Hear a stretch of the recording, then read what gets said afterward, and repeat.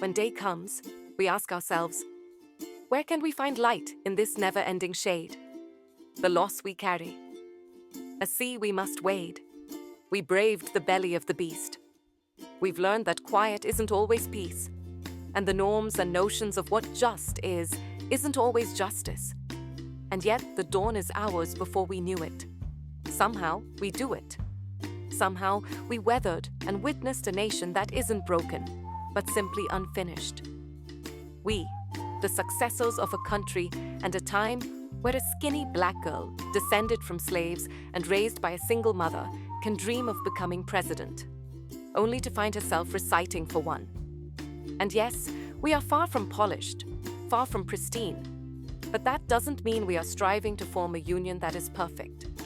We are striving to forge our union with purpose, to compose a country committed to all cultures, colors, characters, and conditions of man.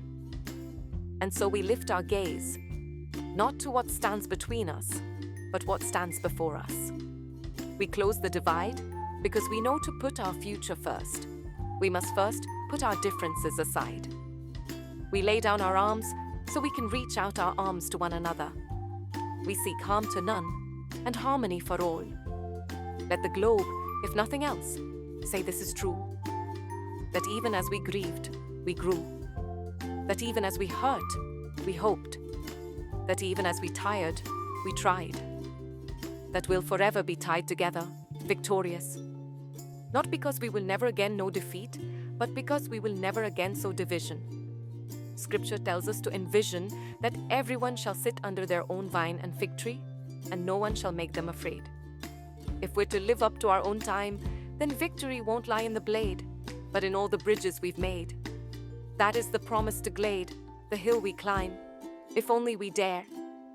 It's because being American is more than a pride we inherit.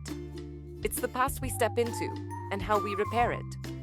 We've seen a force that would shatter our nation rather than share it, would destroy our country if it meant delaying democracy.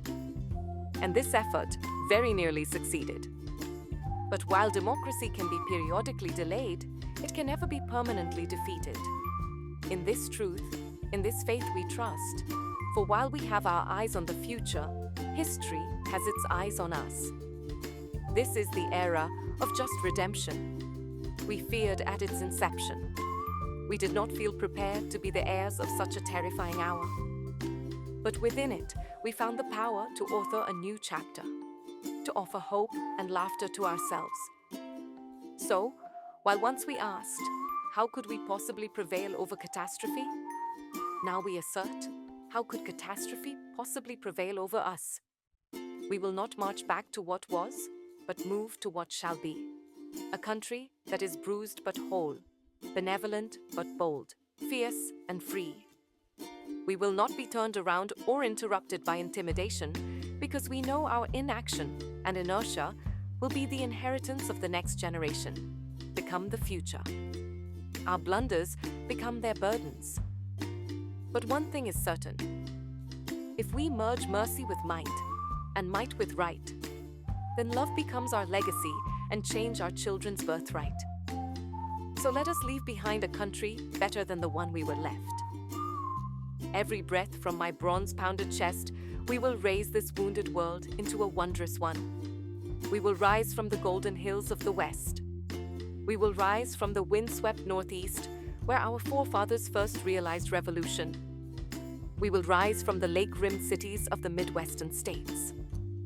We will rise from the sun-baked South. We will rebuild, reconcile, and recover.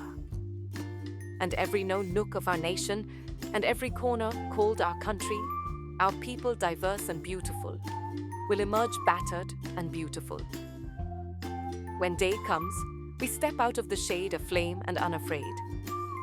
The new dawn blooms as we free it.